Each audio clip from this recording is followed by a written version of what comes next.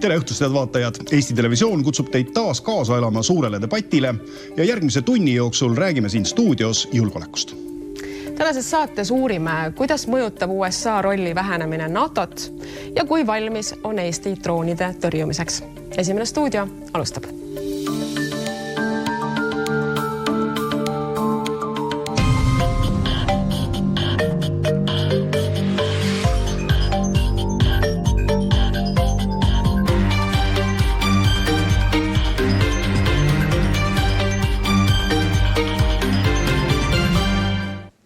Ja tänased väitlejad on teie ees. Tere tulemast saatesse Mart Helme Eesti Konservatiivsest Rahvaerakonnast. Tere. Sandra Laur Isamaast. Tere õhtust. Raimond Kaljulaid Sotsiaaldemokraatlikust erakonnast. Tere õhtust. Ja Jaak Madisson Keskerakonnast. Tere. Kalev Stoicescu Eesti 200-st. Tere õhtust. Ja Marko Mihkelson Reformierakonnast. Tere õhtust. Ja veel kord tere tulemast kõigile. Alustame kõige suurematest teemadest. Marko Mihkelson, USA president Donald Trump siis enda sõnul kaalub tõsiselt NATOst väljatagurdamist, kuna Iraanis ei tuldud talle appi. Kui see nii läheks, oleks see alliansi lõpp? Jah, loomulikult ilma Ameerika Ühendriikideta NATOt ju sisuliselt ei eksisteeriks, aga samas Trump ja tema retoorika ja teod, need on alati, mida tuleb jälgida teraselt, et selge on see, et Ameerika Ühendriikide enda julgeolekuhuvid, rahvuslikud julgeolekuhuvid ilma liitlasteta, ükskõik on nad siis Euroopa liitlased või näiteks Ida-Aasias, selge, et Ühendriigid üksinda oma eesmärke, ka rahvusliku julgeoleku eesmärke täita ei suuda ja ma arvan siiski, et me peaksime küllalt rahulikult suhtuma sellesse, mida ta retooriliselt ütleb ja jälgima seda, mida Ameerika Ühendriigid teevad tegelikult, kaasa arvatud ka see, et Ühendriikide liitlased on ju Eesti territooriumil. Raimond Kaljulaid, tegelikult ainult selle mõttega flirtimine tekitab ebakindlust ja segadust. Kuidas see saab USA huvides olla? Muidugi tekitab ebakindlust ja segadust, sellepärast, et Põhja-Atlandi leppe artikkel 5, millele palju viidatakse, selle sõnastus on küllalt ebamäärane ja jätab riikidele vabad käed otsustamaks, millisel viisil nad siis oma liitlase vastu toime pandud rünnakule reageerivad. Ja eks see ongi seni püsinud liidrite kinnitusel, mida on siis läbi tippkohtumiste ja tippkohtumiste vahelisel ajal pidevalt üle kinnitatud, et see artikkel 5 tähendab seda, et mitte ühtegi meetrit NATOst ei anta ära. Et midagi ei ole teha, kui Ameerika Ühendriikide presidendi seisukoht on teine. Tema on see võtmeisik, kellel on võimalik siis mitte lasta käivitada siis NATO sõjalistel operatsioonidel ja seetõttu loomulikult sellised sõnad igal juhul seda NATO heidutust nõrgendavad. No, Sandra Laur, kas teie saate aru, miks üldse NATO hülgamine või USA rolli vähenemine võiks USA-le kasulik olla? No eks need Trumpi repliigid on ka ju sulaselge hirmutamine. Et kas sealt üldse midagi liiga ratsionaalselt on tarvis välja otsida, et mõni leiab, et see on lihtsalt läbirääkimistaktika, et survestada ka liitlasi appi tulema siis kas Iraani või ka vaenlasi hirmutada. Et kas keegi nüüd päriselt kuskilt välja astub, ei usu. Loomulikult on võimalus, et hakatakse kaikaid kodarasse loopima, mis sisuliselt see tulem on sama, aga meie ülesanne on täna sellest vastasseisust välja tulla, neid pingeid vähendada ja kindlasti ei ole me positsioonis, kus me võiksime mingisugu liitlassuhteid läbi lõigata või Jürgen Ligilikult ironiseerida, et see on kohatu. Jaak Madisson, kindlasti meie idanaaber aplodeerib NATO võimaliku nõrgenemise peale. Kas Trump teeb seda teadlikult? Kas ka idanaaber aplodeerib selle peale, et Venezuelas muutus režiimi juhtimine? Kas idanaaber aplodeerib selle peale, et täna enam Iraani ei saa eksportida Shahedi droone Venemaale, et rünnata Ukrainat? Ma arvan, et meil ei tasu seda võtta väga mustvalgelt kui lihtsakoeliselt, et nüüd, kui midagi Trump ütleb, siis me siin kohe väriseme, et appikene äkki Kremlis aplodeeritakse, et võtaks nagu rahulikumalt. Esiteks, NATOst lahkumine ei ole presidendi ainuvõimuses, seda teab ka Trump ise. Teiseks, tema taktika on alati olnud provotseerimine, uute tingimuste lauale seadmine.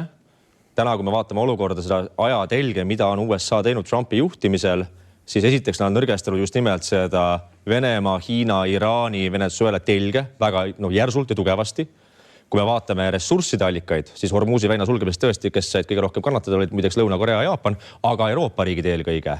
Samal ajal Ameerika Ühendriigid on praegu saanud kontrolli alla Venezuela, kus on maailma suurimad naftaressursid, umbes 300 miljardit barrelit.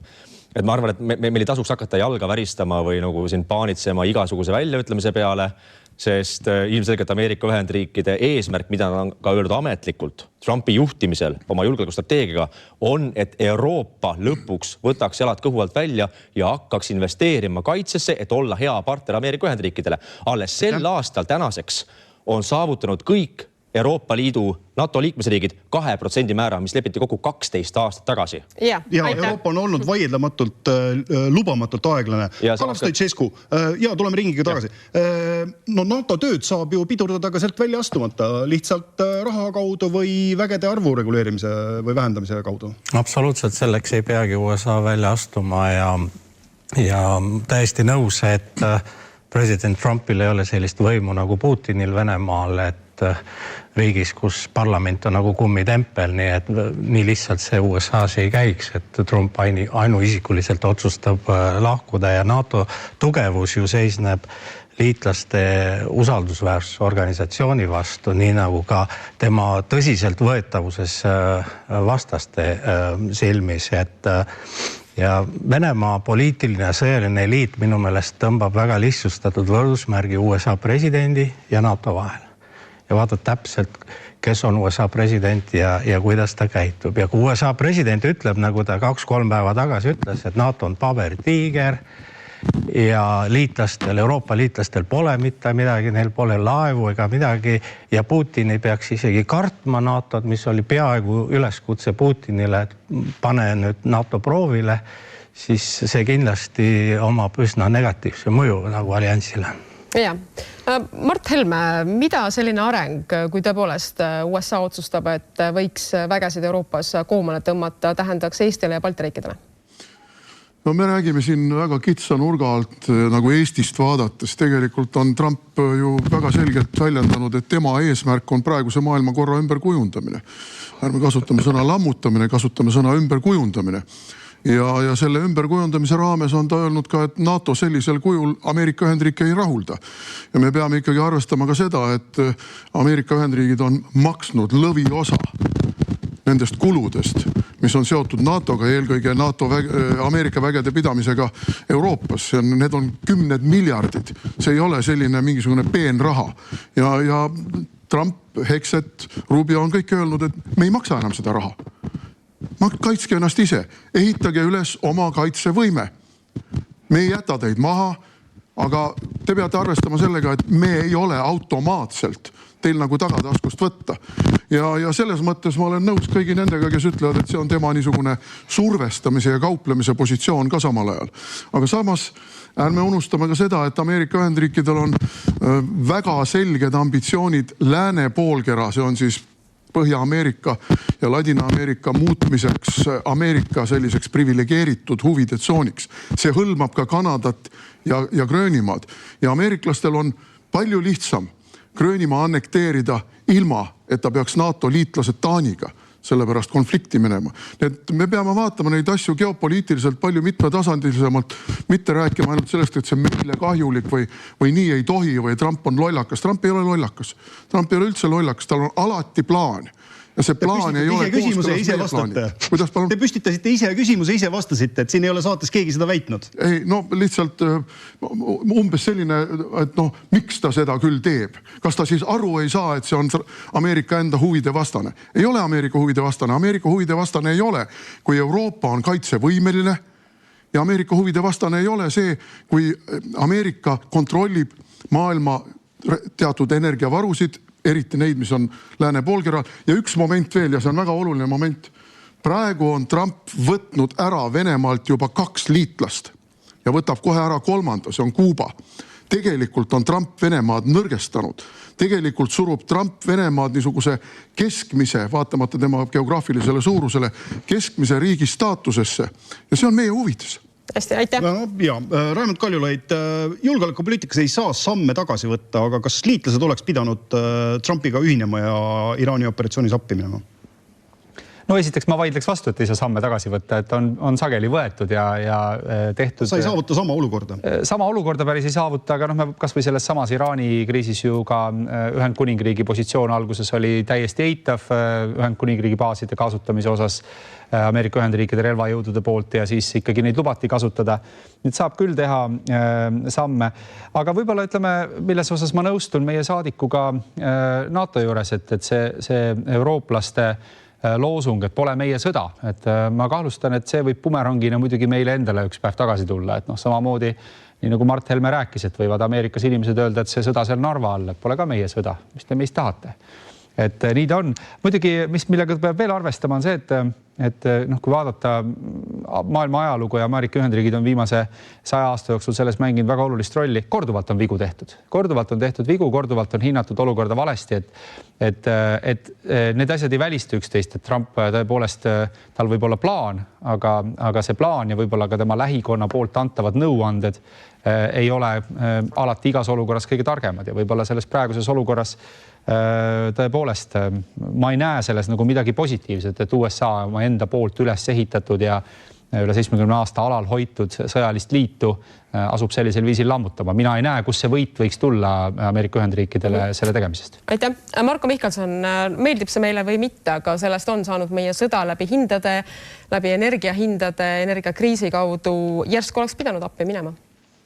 No ma tuletan meelde, et Riigikogu väliskomisjon ütles päev pärast seda, kui Ühendriigid ja Iisrael alustasid sõjalist operatsiooni ja ütles konsensuslikult, et tegelikult me ei saa liitlast, oma peamist liitlast jätta üksinda, et kui neil on vajadus mingis osas abi järele, nii meilt kui meie liitlastelt Euroopas, siis seda tuleb teha, aga tegelikult mis on oluline näha, et need sõjad, mis käivad Euroopas, Venemaa agressioon Ukraina ja tegelikult ju Euroopa vastu, me ei tohi hetkekski unustada, et Venemaa strateegiliseks peaeesmärgiks on NATO lammutamine, NATO lõhkumine. Ja seda ennekõike püütakse teha siis mitte nii konventsionaalse jõuga otserünnates, vaid ennekõike läbi mõjutustegevuse erinevates NATO suuremate riikide pealinnades. Aga teine teema, mis on ülimalt oluline selles kontekstis aru saada, et see sõda, mis Iraani vastu ette võeti ja milles nüüd tänasest päevast on küll teatav vaherahu, aga kindlasti ei ole see veel see ebastabiilne keskkond seal lõppenud ja ma ei ole päris nõus sellega, et Iraani režiim on nüüd kuidagiviisi hetkel nõrgem, kui ta oli enne 28. veebruari. Ma ei oleks nii julge, et läheks nii kaugele. Ootame ära, et kuidas need kõnelused võivad lõppeda. No merevägi, õhuvägi ja nii edasi on ikkagi maas, raketivõimekus ja nii edasi. Iraanil. Tuletame meelde, et millal lasti F-15 alla? Vaevalt mõned päevad tagasi ameeriklaste oma Iraani kohal. Aga tegelikult, mis on oluline näha, et need kaks sõda on ühe suurema globaalse konflikti kaks rinnet ja ebastabiilsus Lähis-Idas ei alanud mitte 28. veebruaril, vaid 7. oktoobril 2023, millest on siis see lumepalli efektina edasi kandunud ja meil Euroopas, eurooplastel tegelikult peaks olema arusaamine, et see sõda on ju meile ja see ebastabiilsus on meile oluliselt lähemal kui Ameerika Ühendriikidele ja seetõttu kindlasti ei saaks, vähemalt meie ei saa heaks kiita seda, mida mõned meie liitlased on teinud, kus nad on keelanud ülelennud Ameerika Ühendriikidele või ka nende sõjaväebaaside kasutamise. See kindlasti ei tööta ei meie julgeoleku huvides ega ka selle huvides, et seda sama meile nii olulist liitlasruumi koos hoida. No Sandra Laur, see on ikkagi põhimõtteline küsimus. Kas Eesti peaks piltlikult öeldes koos Trumpiga minema Hormuzi väina avama? Ja kindlasti me peame oma liitlasi toetama. Iseasi on nüüd küsimus, et kui kaugele me selleks läheme. Et see on meie huvides, et Hormuzi väin on avatud ja naftatankerid seal vabalt liiguvad, sest et naftahinna ralli ja majanduslangus on ju vesi Venemaa veskile. Ja kohe kindlasti on meie huvides see, et iga hinna eest Iraani, Vene, Hiina plokki nõrgestatakse. Et seetõttu on äärmiselt oluline ka toetada Ameerika Ühendriike, meie suurimat liitlast, sellepärast et ka Iraan on hübriidsõjas lääne vastu. Iraan on oma ihu ja hingega toetanud Venemaad sõjas Ukraina vastu ja seetõttu on väga oluline, et me ka enda liitlast toetame. Et kui me võime selle nii-öelda perversse retoorika kõrvale jätta, aga fakt on see, et täna on Ameerika meie liitlane ja Iraan on väga oluline või väga oluline lüli kurjuse teljel, kes on siis ka sõjas meie julgeoleku huvide vastu.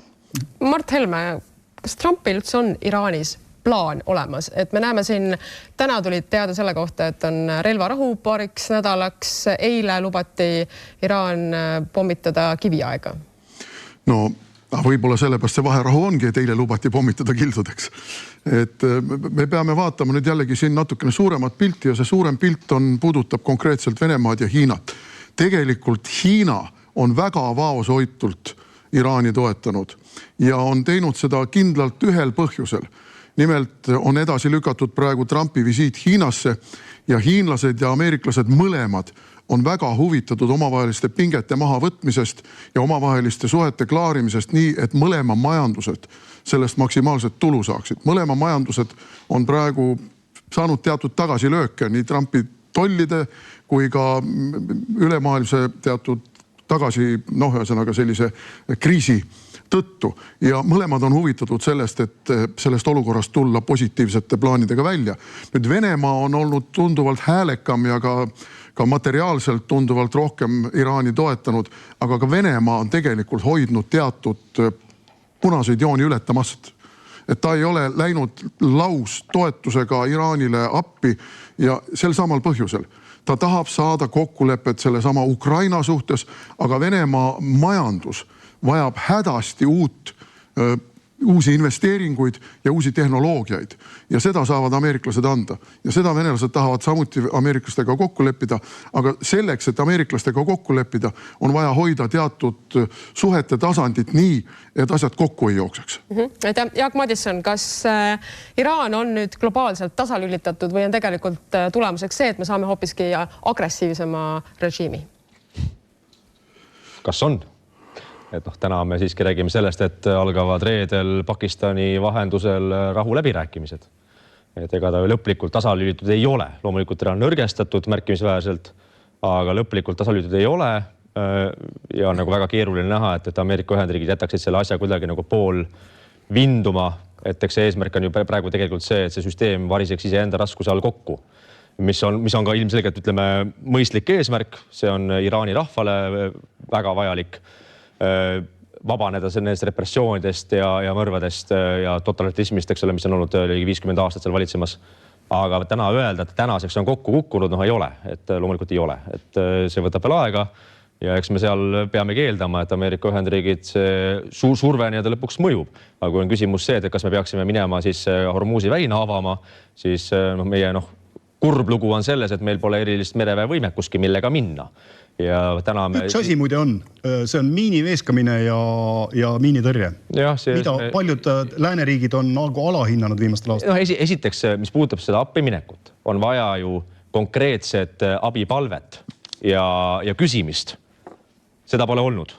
Teiseks, Eesti ei saa nagu eksisteerida üksiktegijana globaalselt, et me nüüd läheme. Meie küsimus on ka see ju, et mida teeb Soome, mida teeb Poola, et mida me teeme regionaalselt. Et me ei pea olema eesjooksjad, aga samas me ei saa ka üksinda maha jääda. Ja kolmandaks on ju lõpuks see, et meil oleks võimekust minna, siis täna me lakume neid haavu tegelikult, mida me pole viimase 20 aasta jooksul teinud. Ja ma tuletan meelde lihtsalt repliigi korras, et aastal 2012, kui võeti vastu uus riigikaitsestrateegia, siis toonane kaitseväe juhataja Terras tunnistas avalikult, et jah, me ei arenda muid võimekusi, on siis õhuvõimekus, mereväe võimekus, vaid me keskendume kitsalt jalaväele ainult. Isegi toonane kaitseminister Reinsalu, kes pani allkirja sellele, on tunnistanud, see oli viga. See oli viga. Et täna me oleme olukorras, et isegi parima tahtmise korral seda võimekust ei ole. Läksime kolinal sisepoliitikasse ka. Las see jää. Kalev Stoicescu, aga tegelikult üks variant on veel. Teades Donald Trumpi juba nüüd natukene, ta võib ühel hetkel lihtsalt tagurdada Iraanist välja. Mis siis saab?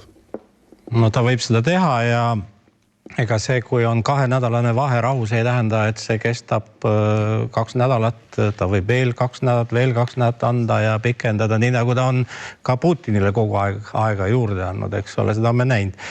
Ma ikkagi kommenteeriks seda, et me oleme poliitilist toetust avaldanud Ameerika Ühendriikidele.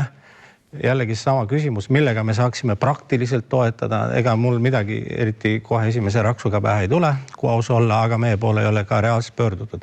Kui nüüd keegi väidab, et Trump võttis 3. või 2., mis iganes, Iraani näol liitlase maha, Venemaa oma. kus see võit on, see tohutu võit, millest räägitakse, tähendab, minu jaoks oleks suur võit, kui me saaks tagasi minna ajas 27. veebruarisse.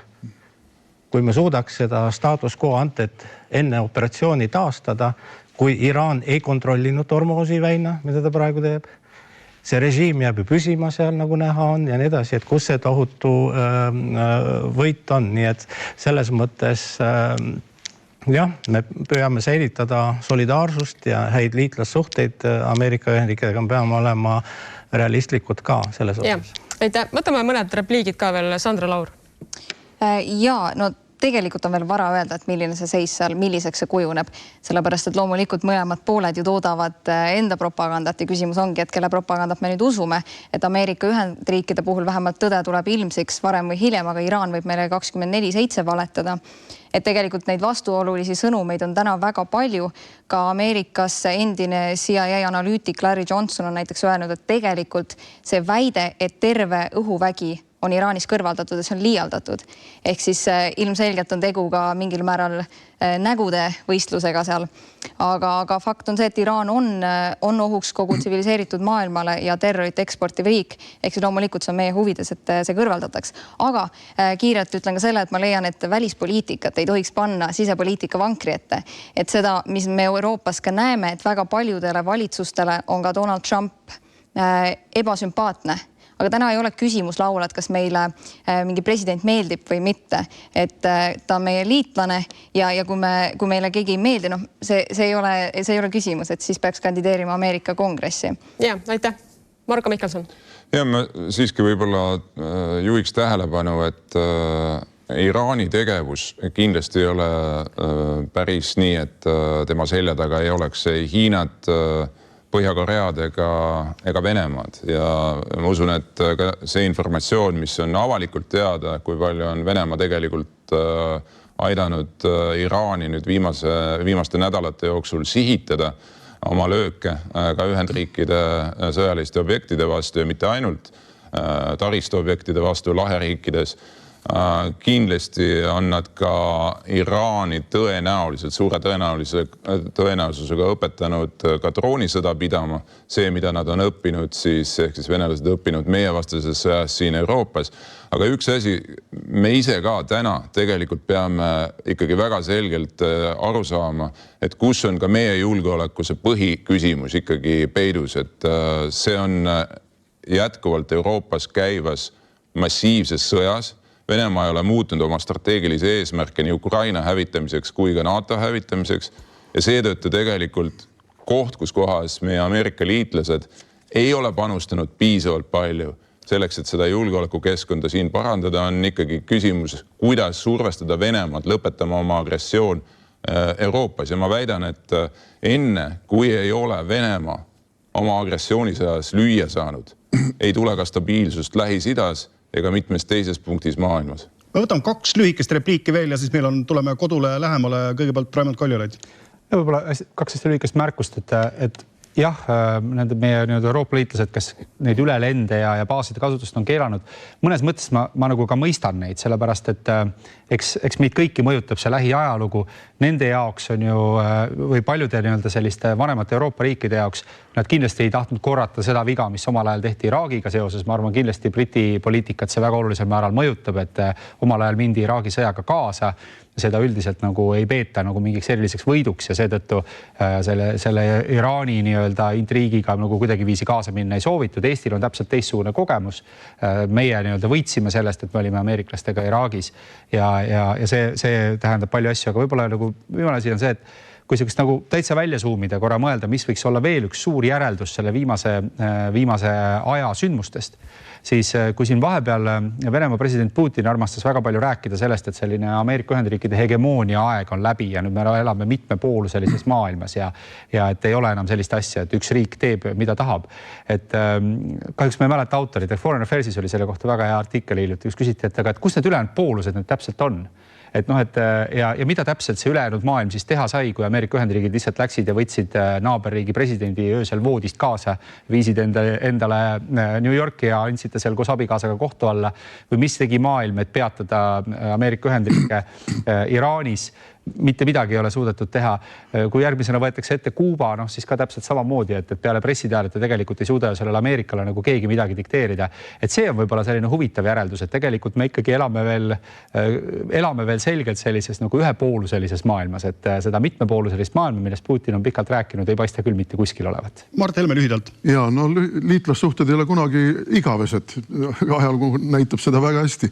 Ja ma tahan tulla ikkagi selle Iraani teema juurde tagasi ja kuna Pakistanis praegu nüüd algavad või juba kestavad läbirääkimised Iraani konflikti lahendamiseks, siis seal ei ole ainult ameeriklased ja iraanlased ega pakistanlased, seal on ka hiinlased muide. Seal on Saudi Araabia ja seal on Egiptus kui moslemiriikide esindajad. Et see on tegelikult teatud mõttes rahvusvaheline konverents, kus on asjast kõige vahetumalt huvitatud osapooled. Ja selles mõttes, see ei ole niisugune ainult Trumpi mingisugustest tujudest sõltuv asi, nagu meil siin püütakse jätta muljet. Ja kui me tahame oma liitlassuhteid Ameerika Ühendriikidega säilitada ja parandada ja näidata, et me oleme NATO truud või võib-olla ka kahepoolselt truud liitlased, siis tuleks esimese asjana lõpetada ära Donald Trumpi demoniseerimine. Donald Trumpi mõnitamine, alandamine ja demoniseerimine ja tema administratsiooni liikmete demoniseerimine ja alandamine samuti. See on asi, millega meil tegeleb kogu meie ajakirjandus ja kogu meie liberaalne front. Meil on kultuurikonflikt Ameerika Ühendriikide praeguse administratsiooniga. Sellega tuleb leppida. Aga see kultuurikonflikt ei saa muutuda. Hästi, aitäh Mart Helme, mõtte arusaadav. Saatuslikuks. Aitäh. Ja, me teeme lühidalt. Ja, lühidalt. Muidu Auvere kostme ei jõua. Ja, sooviks lisada üht mõtet, et miks me seda kõike siin arutame praegu, sellepärast, et president Donald Trump on öelnud korduvalt igasuguseid krõvedaid sõnu NATO aadressil ja selge see, et ta eeldas, et see sõjaline operatsioon Iraani vastu kulgeb palju kiiremini ja edukamalt, efektiivsemalt, kui see on läinud. Ja närvilisus tuli sisse ja mulle isiklikult tundub, et Trump eeldab, et nõrgad eurooplased joonduvad tema selja taga ja vastu vaidlematult küsimusi ja eriarvamusi esitamata. Ja kui see nii pole, siis ta on väga pahur ja nomiv. Ja ma ei usu, et me soovime, et NATO muutuks Varssavi paktiks. Hästi, aitäh. Jaak Madisson. Ja hästi kiirelt tean, et esiteks me ei saa unustada fakti, et Ameerika Ühendriikidel on 40 sõjaväebaasi Euroopa riikides. Sealhulgas strateegiline õhuväebaas Ühendkuningriigis, mereväebaasid Hispaanias, Itaalias. 70 000 sõdurid, neist pooled Saksamaal, 35 000. Et see on osa tegelikult Ameerika Ühendriikide globaalsest geopoliitikast, et mis omab nende mõjujõudu. Teiseks, kui me räägime mõnitamisest, siis kahtlemata ei ole väga tore lugeda Delfis näiteks ühe ajakirjaniku juttu sellest, kuidas Ameerika Ühendriikide kaitseminister on umbes äärmuskristlane ja hull. Et on asju, mida ei peaks kirjutama, kuigi ajakirjanik tahaks. Sellised ei mõju kuidagi meie suhetel hästi. Ja kolmandaks, kui toodi sisse analüütik Larry Johnson, siis minu teada Larry Johnson mainis Jüri Toomepuu, eruohvitser Ameerika Ühendriikides, kirjutas arvamusloo täna Eesti meediasse, aga Larry Johnson, kes siis räägib sellest, et Iraani õhuvägi on ikkagi tegelikult väga-väga võimekas, siis Johnson on see tegelane, kes on olnud korduvalt ka Venemaa meedias, rääkinud sellest, kuidas Hiina on päris tugev ja ohustab ikkagi õigete asjade nimel, et alati tuleb vaata allika kriitiliselt, et keda me üldse võtame analüütikutena tõsiselt ja kes tegelikult täidavad mingisuguse propaganda eesmärk ideoloogiliselt. Et ma võtaksin ikkagi faktidega, et täna siiski Iraani mere- ja õhuväe võimekused suures osas on ikkagi kõva löögi saanud ja et nad ei ohusta enam oma naaberriike sellisel moel, kui nad tegid 27. veebruar. Aitäh, Auvere Korsten. Ja tuleme Eestile lähemale. Poliitikud ütlevad ühel päeval, et Eesti on sõjas ja teisel päeval, et Eesti ei ole sõjas, aga droonid on siia kukkunud. Sandra Laur, Ukraina droonirünnakud Venemaa nafta taristu pihta on olnud mõjusamad kui ükski sanktsioonipakett. Kas me peaksime rõõmustama selle üle, et Venemaal on vähem raha, et sõda pidada või kurvastama selle üle, et droonid siia kukuvad? Ja, et täna siiski jääb mulje, et meil räägitakse ka ennast võimekamaks, kui me tegelikult oleme. Et fakt on see, et meie territooriumil plahvatavad droonid ei ole aktsepteeritavad. On need siis liitlase või vaenlase omad. Et täna ei ole meil eriti mitme drooni ühel ajal eri Eesti kohtades lendamise korral adekvaatset tõrjevõimet. Meil ei ole piisavat tõrjevahendeid ja olemasolevad testkasutuses püüdurdroonide komplekte me ei oska turvaliselt kasutada, eriti asulate idapiiri läheduses. et neid võimelünkasid on ääretult palju ja tegelikult me ka täna näeme, kuidas droonid on tulnud, et jääda ja isegi 2023. aastal tegi Kaitseväe juhataja ettepaneku, et me peame suurendama droonivõime rahastamist, aga siis lükati see tagasi ja arupäringus ütles Pevkur, et oi, aga droone on palja silmaga näha. Et ma loodan, et täna oleme me jõudnud vähemalt positsiooni, kus me saame aru, et kaasaegse sõja pidamiseks paljast silmast jääb veidi väheks. Mart Helme, kas teie teate, miks need droonid Eestisse sattusid? No see droonide küsimus on minu jaoks eelkõige, ma ei räägi siin sõjalisest võimekusest, ma arvan, Sandra kirjeldas seda piisava adekvaatsusega. Ma räägin suveräänsusest. Ja ma toon näite teisest maailmasõjast, kui Saksa lennukid üle Šveitsi hakkasid lendama, et Prantsusmaad pommitada, siis šveitslased avasid nende pihta tule. Sellepärast, et nad rikkusid suveräänse riigi õhuruumi. Ehkki Šveits kartis väga, et selle peale sakslased võivad Šveitsi okupeerida, aga nad avasid tule Saksa lennukite pihta. Ja siin on täpselt seesama. Olgu sõbralik või mitte sõbralik riik, me ei saa tolereerida seda, et meie territooriumi kasutatakse sõjapidamiseks. Ükskõik, mida on ukrainlased meile öelnud, et nad eksisid siia ja andke andeks ja rohkem ei tee. Aga fakt on see, et meid tiritakse praegu konflikti Venemaaga sellega, nende droonidega seoses ja ma arvan, et absoluutne enamus Eesti rahvas ütleb sellele, ei, seda ei ole meile vaja. Me toetame Ukrainat, me tunneme Ukrainale kaasa, me oleme Ukrainat abistanud relvade, raha, mille kõigega, aga sõtta me ei taha minna. Kaitsevägi ütleb, et me ei anna oma õhuruumi, peaminister ütleb, et me pole kunagi andnudki oma õhuruumi. Aga droonid on siin. Kalev Stoicescu, Kaitsevägi ütleb, et paar kilomeetrit Venemaa piirist ei ole mõtet hakata droone alla põmmutama. Üks vale sihtimine ja Venemaa võtab seda sõjakuulutusena. Mitu kilomeetrit eemal siis on mõistlik seda teha? Selleks on vaja sügavust. See on väga pikk lugu, kui me hakkaks sellest detailselt rääkima. Meie, ütleme, Eesti ja Ukraina vahe on suur. Selles mõttes, et Ukraina on suur riik, tal on sügavust, et neid droone jahtida, alla tulistada. Kui droon lendab 2 kilomeetrit Eestimaa territooriumile, siis kas te kujutate ette, mis ajast me räägime? Mõnikümmend sekundit. Ja isegi siis, kui need droonitõrje meeskonnad on seal samas Auveres kohal. Mitmendast kilomeetrist on mõistlik siis? Küsib televaataja. Sügavust mõetakse rohkemate kilomeetritega kindlasti kui 2-ga. Ja tegelikult suur probleem on ka sellepärast, et Narva linn on täitsa piiri peal ja Kaitsevägi ei hakka elu sees tulistama praegu, kui meie jaoks on rahuaeg, ründedrooni Venemaa õhuruumis, et need droonirusud kukuksid Venemaale. See oleks kaasus belli Venemaa jaoks. Seda me saame teha Eesti õhuruumis, Eesti territooriumil. Ja on olemas ka seadusandlik probleem, sellega me tegeleme. Seaduse eelnõu jõuab Riigikogusse, sest meil on rahuaeg ja sõjaeg, aga tegelikult me ju elame praegu sellises hallist tsoonis. See ei ole ei sõda ega rahu, mis toimub.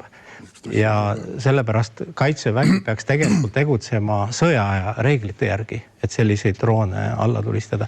See, mida varem siin öeldi, et Ukraina on kasutanud meie õhuruumi Venemaa ründamiseks, see on puhas Kremli propaganda. Seda Maria Zaharova ja mõni siin saates ka väidab, et me oleme võimaldanud Ukrainal meie õhuruumi kasutada. See ei vasta absoluutselt tõele. Seda saab vaata ka kaartide järgi, need trajektoorid. Venemaa on loomulikult elektroonilise võitluse vahenditega mõjutanud mõnda drooni ja need on meile sisse elanud.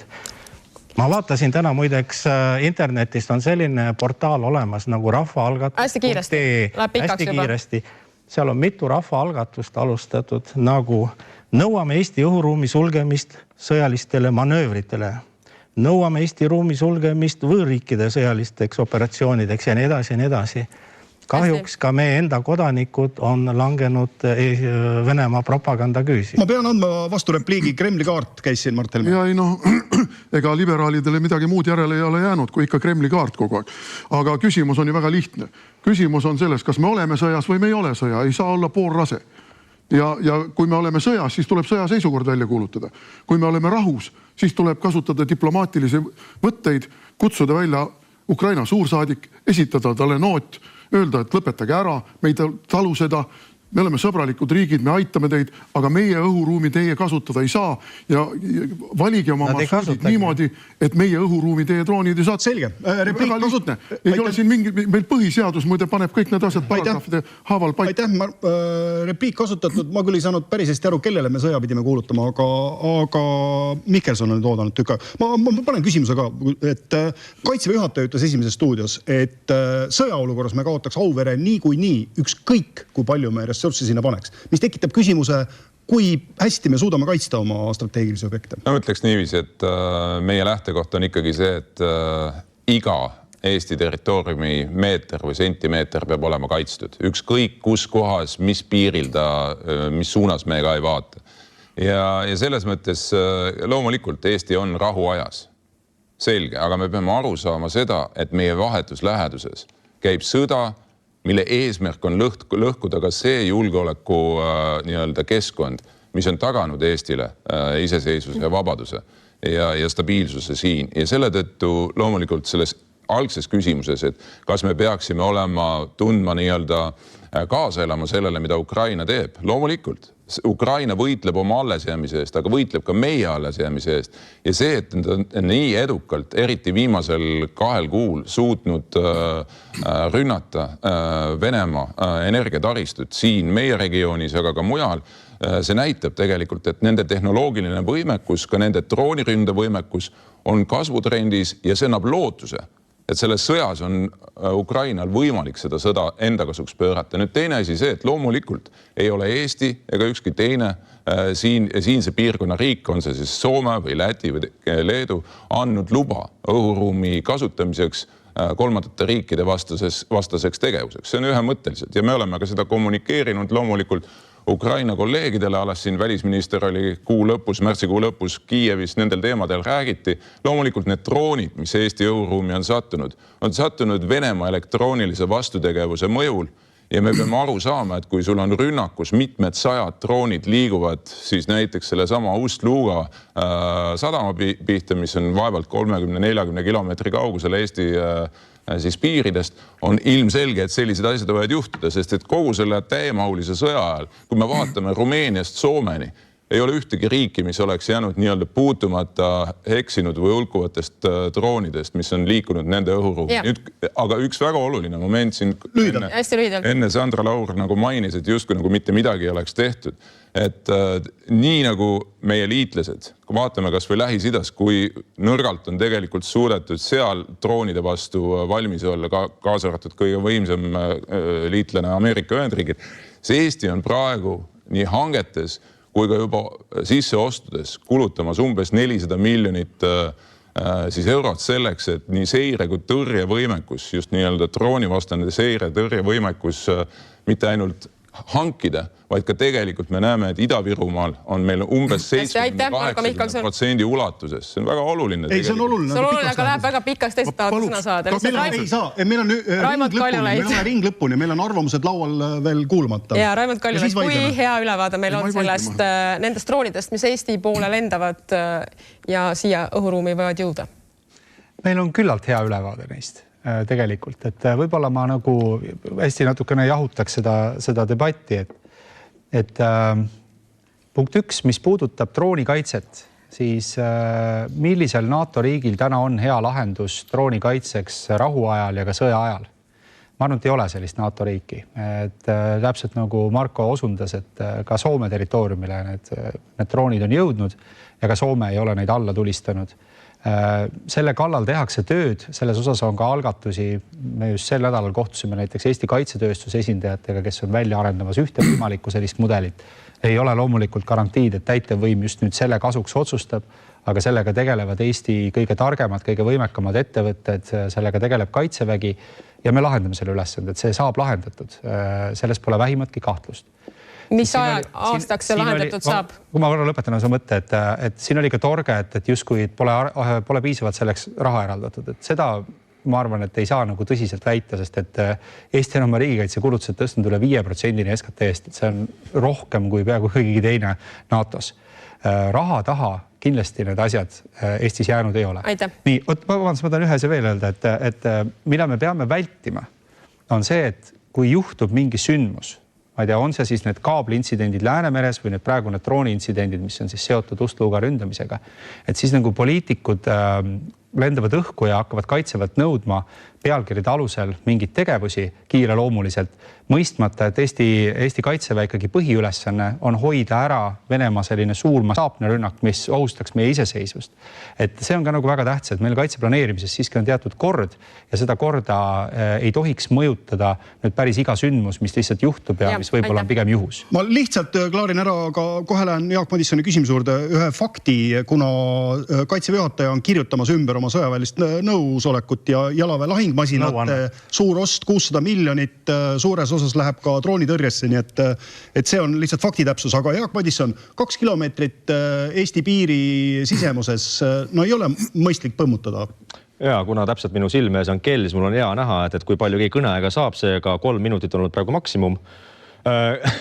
Kui me räägime sellest, et mis hetkes me hakkame kaitsma Eesti territooriumit, 1 sentimeetrist, et seal ei saa teha mingit kommunikatsioonivigu, et justkui mingid kilomeetrid on aktsepteeritavad, ei ole. Teiseks, kui me räägime hangetest, sulatõsi, hanked on tehtud ja see on väga hea.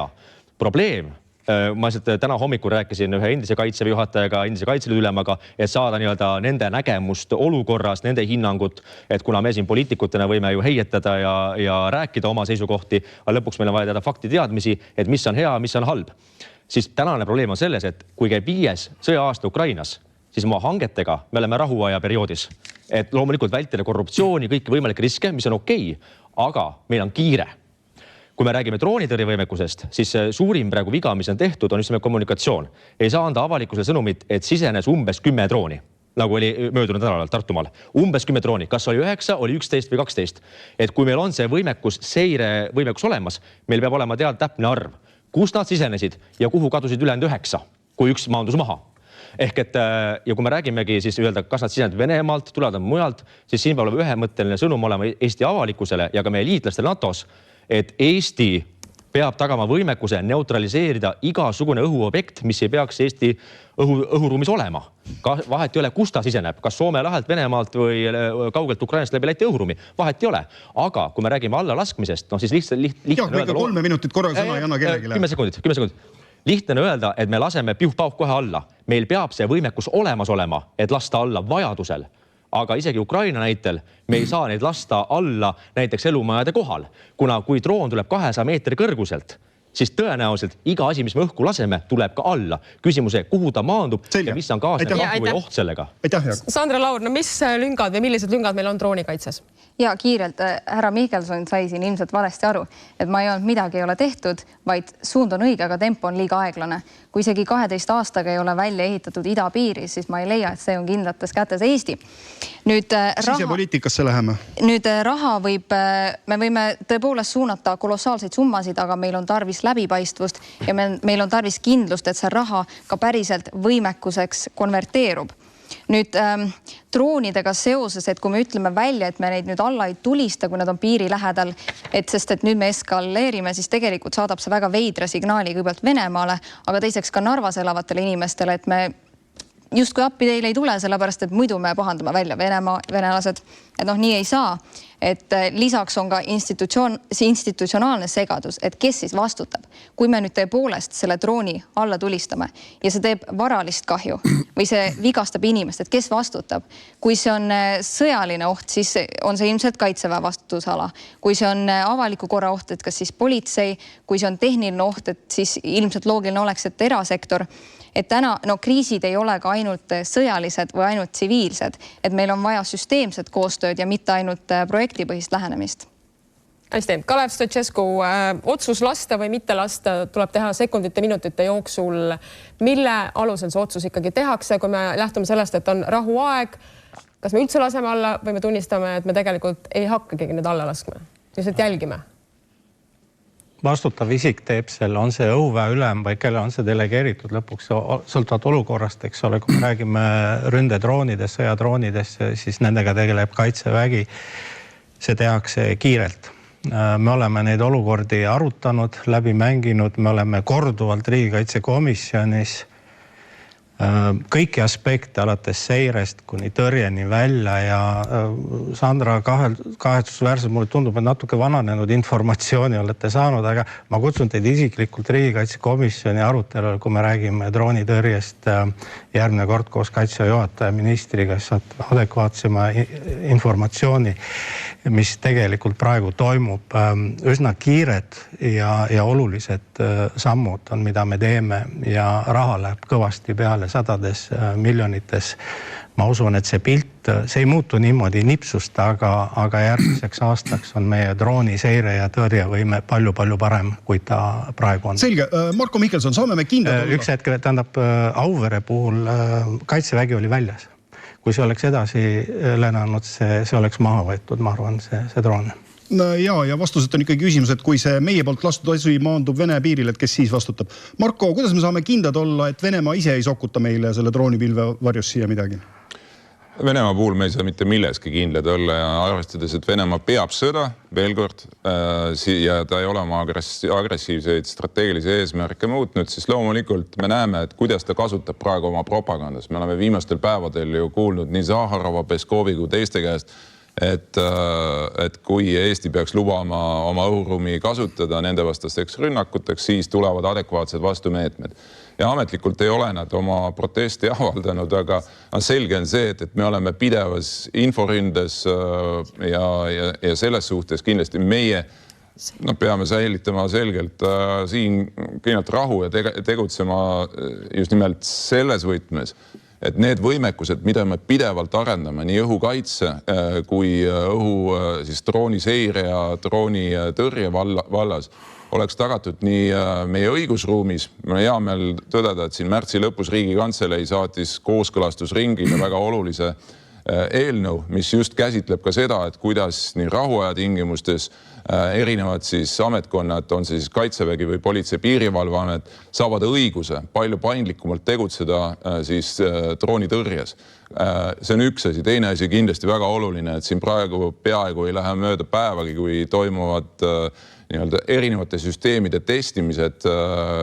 Ma usun, et nii meie Eesti ettevõtjad kui Kaitsevägi väga tähelepanelikult loomulikult õpib seda, mida me näeme igapäevaselt Ukrainas toimuvad, aga ka seda, et millised on need süsteemid, mis oleksid kasutatavad ühest küljest rahuajal, teisest küljest ka heidutavana Venemaa jaoks, kes loomulikult jälgib väga tähelepanelikult, kuidas meie oma droonivõimekust arendame. Jah, aga Martin, kas see pisut nagu vastuoluline või hüsteeriline olukord ei ole, et me ühest küljest ütleme, et me tahame rahu ja seda me tahame ja samas nõuame, et iga asi, mis nina üle piiri pistab, lastakse alla? No siin ongi nüüd see küsimus, et meil on väga naiivne arvata, et Venemaa ei jätka nende droonide tõrjumist, mis sõidavad võib-olla Vene poole peal Peipsi järve kohal, Vene poole peal ja tõrjutakse meie territooriumile. Ja kui meie neid alla ei lase, siis venelased ütlevad, aga me laseme nad siis ise Eesti territooriumi kohal alla. Et me peame ka sellega arvestama, et Venemaa võib täiesti, nagu siis on sõda NATO ja Venemaa vahel. Sealt võib kõike oodata. Ja ta hakkabki seal samas kilomeeter piirist meie poole neid Ukraina droone alla laskma. Ja õigustatud küsimus, mis me siis teeme, kes siis vastutab. Et selles mõttes see on nüüd väga tõsine. Aga ma tahtsin enne repliiki saada, kui jutt käis Vene naftarajatiste ründamisest, et ukrainlased on väga edukad olnud ja tõepoolest on olnud, aga ma tahan tagasi tulla nüüd Donald Trumpi teema juurde. Ameerika ei ole lõpetanud Ukraina abistamist satelliitluurega, tulejuhtimisega ja tänu ameeriklastele on need rünnakud nii edukad olnud. Ja siin me võime veel ühe järelduse teha. Me näeme, kuidas sõda nihkub järjest mitte ainult õhuruumi, vaid ka kosmosesse. Ja see on sõja tulevik. Ja kas meie väikeriigina seda võidurelvastumist suudame kaasa teha? See on omaette küsimus ja siin ongi nüüd seesama Euroopa kaitsevõime arendamine ja kollektiivne Euroopa kaitsevõime arendamine, õhutõrje, satelliidid, kõik muu. Et see on väga suur kompleks küsimusi. Väike Eesti saab siin teha ainult murdosa sellest ära, aga droonid me peame kindlasti alla tulistama. Vastasel korral on oht, et venelased tulistavad need meie territooriumil ise alla. Ja Raimond Kaljulaid, kus kohast see kriitiline piir ikkagi jookseb? Kui meid vaatab televaataja Narva kortermajast, kui see droon läheneb, ütlesite tõesti, on sekundite mäng, et sa jõuaks kortermajade rajooni või ta läheneb elektrijaamale. Kus see kriitiline piir siis jookseb, et alla lastakse ikkagi? Ma arvan, et kõige lihtsam vastus sellele küsimusele, see on väga õigustatud küsimus, on see, et võib-olla nagu see analoog oleks selles, kuidas politsei tohib teatud olukorras kasutada tulirelva. Ta tohib seda kasutada loomulikult siis, kui on vaja vahetut ohtu tõrjuda, aga ta ei saa seda kasutada sellisel viisil, mis põhjustaks veel suurema kahju, ma ei tea, seal kõrval viibivatele isikutele või tooks kaasa nii-öelda rohkem ohvreid, et ta peab selle kaalutletud otsuse tegema. Niisamuti peab Kaitsevägi tegema selle otsuse, et kas meil on praegusel hetkel võimalik reageerida või ei ole võimalik reageerida. Seda otsust ei tee kuskil poliitikud kabinetis või kindralid oma kabinetis. Selle lõpuks teevad need inimesed, kes nii-öelda on selles olukorras ja kellel on kogu see olukorra teadlikkus olemas vastavalt siis nendele piiridele, mis on seatud. Et kui ma tohin nagu öelda veel ühte asja, et see Venemaa jutt sellest, et kasutatakse Eesti õhuruumi, mis ma arvan, et nad ilmselt nägid, et see Eestis levib ja inimesi nagu tekitab paanikat ja siis nad arvasid, et seda on väga mõistlik võimendada. Siis saage aru, kui see nii oleks, siis oleks Venemaa juba ju loomulikult sellele reageerinud. Kui kusagil Eestis ja me räägime suurtest droonidest, kui siin nii-öelda minu kõrval või meil siis stuudios seisaks, ta oleks siin stuudios ikka päris suur asi, et kui nii-öelda nende droonide õhku lennutamiseks oleks Eestisse kuidagi salaja kõigi teadmata, kaasa arvatud peaministri ja Kaitseväe teadmata toodud mingisugused seadmed ja siis lastaks neid siit kuskilt Peipsi tagant Venemaa suunas, siis Venemaa kindlasti sellele ka sõjaliselt vastaks. Et see, et nad lihtsalt sellest räägivad, tõestab seda, et see on täielik jama ja võib-olla nagu viimane asi. Aga palun lühidalt, meil on väga lühidalt, üks oluline asi ees veel. Et mis on nagu, kõik sellised väited, et pole läbipaistvust ja nii edasi. Ma olen, meie erakond on praegu opositsioonis, ma olen riigikaitsekomisjonis, ma võin kinnitada, mida Kalev Stoicescu ütles, meil on 100% läbipaistvus. Me teame täpselt, mis hanked, mis plaanid, kuidas käib, kas saame iga kell välja kutsuda Kaitseministeeriumist ükskõik mis inimesed. Et see on nagu selline ka jama, mida me ei peaks nagu rääkima, et kuidas mingi õudselt hämar on kõik see asi. Aitäh, meil on täpselt 6 minutit saate lõpuni. Ja, aga tahaks rääkida sellest samast teavitusest ka. Jaak Madison selle natuke juba niimoodi serva pidi puudutas seda küsimust, et esimene kord said inimesed teavituse tunde hiljem, teisel korral kohe ja tekkis paanika. Mis siis valesti läks? Eks alati esimene vasikas läheb aia taha, et ka arusaadav Kaitseväe poolt, et süsteem on veel läbi testimata või proovimata päris reaalelus, aga siit tuleb need õppused kiiresti nagu praktikasse seada. Et ei ole nagu mõistlik inimesi nagu ülemäära ärritada juhul, kui ohtu reaalselt ei ole, aga samas tuleb see teha kiiresti adekvaatselt, kui reaalne oht on olemas. Et siin ongi see kommunikatsiooni küsimus, et kõige rohkem, mis tekitabki selliseid propagandamaigulisi avaldusi kuskil petitsioonikeskkondades, et Eesti õhuruum on nüüd avatud Ukraina vägedele. See tekib aina rohkem siis, kui tekib arusaamatus ühiskonnas, et mida meile öelda tahetakse. Tuleb olla selge konkreetne. Kui on reaalne oht olemas, peab olema teavitus, mis töötab kiiresti, kellaaja põhjaliselt, varjuge, kui on olemas. Peab olema seiresüsteem olemas, et me teame, kus tuleb, kuhu läheb, vahet ei ole, millisest riigis siseneb. Ja kolmandaks peab olema võimalikult täpne ja aus, et ei oleks võimalik ka vaenulikku propaganda hakata üles keerama. Nad midagi varjavad, midagi seal vassivad. See ei olnud ka 3 minuti koht praegu. Proovime lühidalt teha, et kõik saaks sõna. Sandra Laur, kus see kompromissi koht on, et selgelt Läänemaa inimene ei pea teadma, kui Narvas on droonid?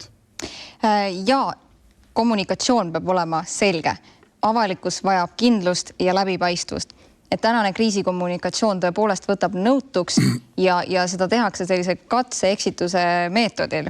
Et siin me kuuleme, aga kuidas jääb mulje, et meil on kõik niivõrd hästi, et räägitakse, et me peaaegu oleme nagu maailmas sõjaliselt juhtiv jõud, et nii see tegelikult ei ole.